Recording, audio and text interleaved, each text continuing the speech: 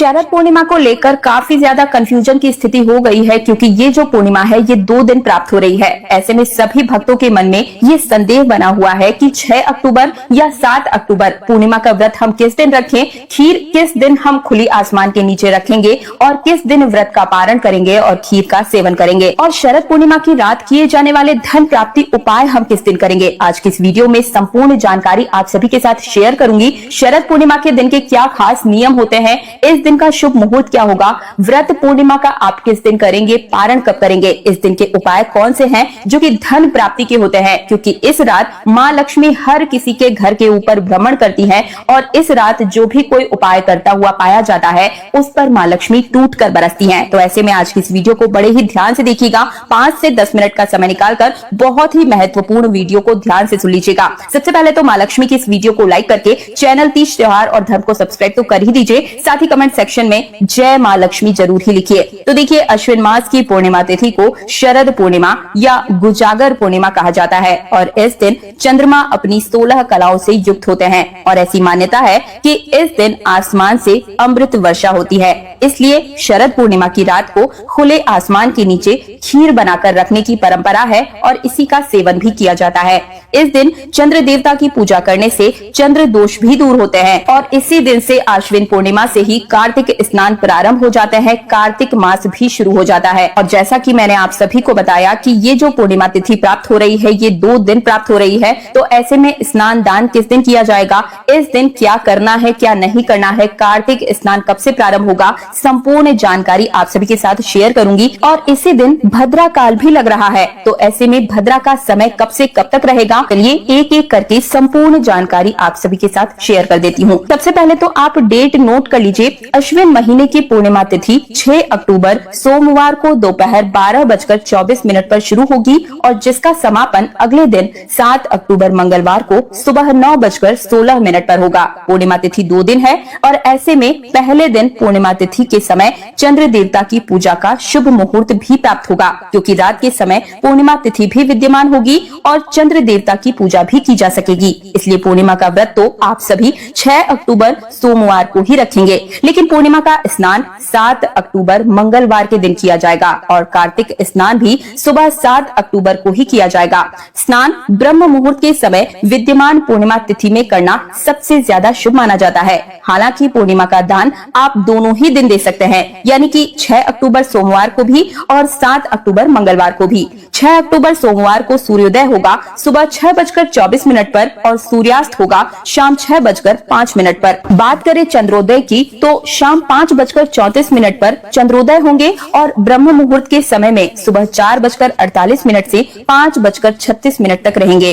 अमृत काल रात 11:18 से देर रात 12:45 तक रहेगा। अभिजीत मुहूर्त प्राप्त हो रहा है सुबह 11:51 से 12:38 तक। राहु काल का समय सुबह 7:30 से 9 बजे तक रहेगा। राहु काल के दौरान ना तो किसी प्रकार की पूजा पाठ की जाती है और ना ही कोई शुभ कार्य किया जाता है, यानी कि इस दिन आप सुबह की जो पूजा है वो राहु काल लगने से पहले ही कर ले। और इसके अलावा शाम की जो पूजा है वह आप गौधुली मुहूर्त में कर सकते हैं। गौधुली बेला का जो शुभ मुहूर्त है वो शाम 6:01 से शाम 6:26 तक रहेगा और इसके बाद भी आप शाम 7:15 तक शाम की पूजा कर सकते हैं, यानी कि चंद्रोदय के समय के बाद से आप कभी भी चंद्र देवता को अर्घ देकर अपना व्रत खोल सकते हैं। अब बात कर लेते हैं भद्रा की, तो इस बार पूर्णिमा तिथि पर भद्रा भी लग रहा है और भद्रा काल 6 अक्टूबर सोमवार को दोपहर 12:23 से प्रारंभ हो जाएगा, यानी कि जब से पूर्णिमा तिथि लगेगी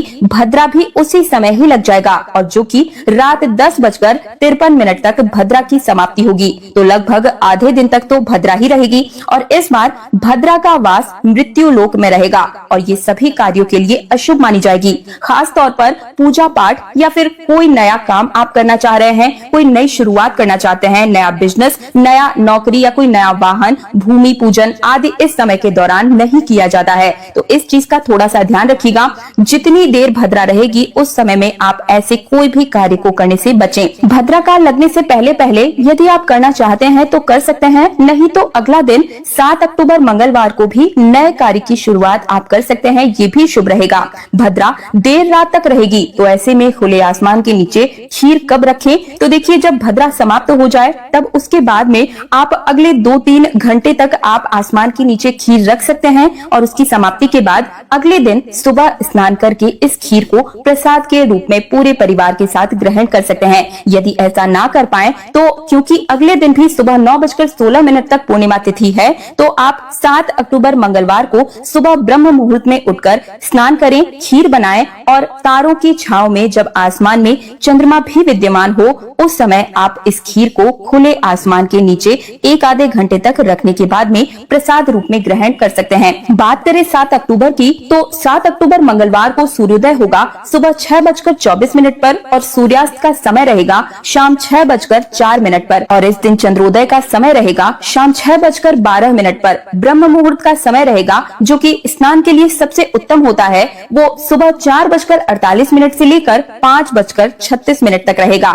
इस दिन राहु काल दोपहर 3 बजे से 4:30 तक रहेगा। ध्यान रखिएगा पूर्णिमा तिथि 7 अक्टूबर को सुबह 9:16 तक ही रहेगी, तो पूर्णिमा का जो भी स्नान दान है वह आप इसी समय ही कर लीजिएगा। इसी दिन अभिजीत मुहूर्त रहेगा सुबह 11:51 से 12:38 तक। तो श्री सत्यनारायण भगवान की जो पूजा आप करते हैं वो 6 अक्टूबर 2025 के दिन ही करेंगे। अब बात कर लेते हैं इस दिन किए जाने वाले कुछ खास उपाय की जो कि धन प्राप्ति और आपकी तरक्की से जुड़े हुए होते हैं। तो देखिए शास्त्र कहते हैं कि इस रात माता लक्ष्मी स्वर्ग लोक से निकलकर पृथ्वी पर आती है और वे हर घर में झांकती है और उन्हें पुकारती है। कौन जाग रहा है? और जो भी भक्त रात्रि में जागरण कर माता की आराधना करते हैं, दीपक जलाते हैं, भजन कीर्तन करते हैं, मन से आवाहन करते हैं, उनके घर में लक्ष्मी जी का स्थायी निवास होता है। इसलिए इस रात धन और समृद्धि की वर्षा करने वाली रात भी इसे कहा जाता है। शास्त्रों में इस रात को अमृत और आशीर्वाद की रात कहा गया है।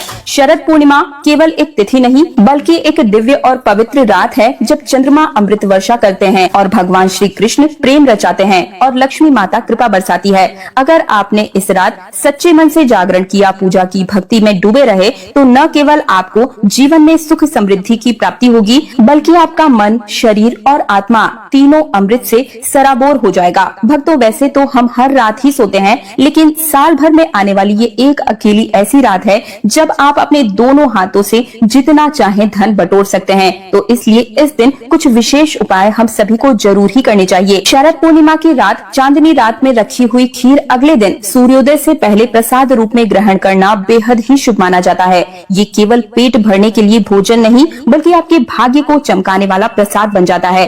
कहते हैं कि इस खीर का सेवन करने से शरीर में ऊर्जा, मन में शांति और जीवन में सौभाग्य का वरदान प्राप्त होता है। ये प्रसाद पति पत्नी के रिश्तों में मधुरता लाता है, रोगों से रक्षा करता है और घर में वातावरण को सकारात्मक फैलाता है। अमृत और आशीर्वाद का संगम। इस प्रकार शरद पूर्णिमा खीर केवल परंपरा नहीं बल्कि आध्यात्मिक और वैज्ञानिक दृष्टि से अत्यंत ही महत्वपूर्ण है। शरद पूर्णिमा के दिन हो सके तो आप लक्ष्मी यंत्र अपने घर जरूर ही खरीद कर लाएं और इसे पूरी रात के लिए चंद्रमा की रोशनी में रखें, जिससे कि ये अभिमंत्रित हो जाएगा और इसके बाद में आप इसका पूजन करें या अपने पैसे रुपए रखने के स्थान पर रखें। आपके घर में कभी भी पैसे रुपयों की कोई कमी नहीं होगी। इस दिन कुछ खास विशेष काम भी आपको करने चाहिए। हो सके तो शरद पूर्णिमा के दिन सफेद रंग के वस्त्र धारण करें। माना जाता है कि शरद पूर्णिमा के दिन पूजा के समय सफेद रंग के वस्त्र पहनने से भक्तों को चंद्र देव की कृपा प्राप्त होती है, चंद्र दोष से भी मुक्ति मिल जाती है और साथ ही घर में मानसिक शांति का वास होता है। शरद पूर्णिमा की रात आप माँ लक्ष्मी का नाम लेते हुए 11 दीपक अपने घर में जरूर ही जलाएं,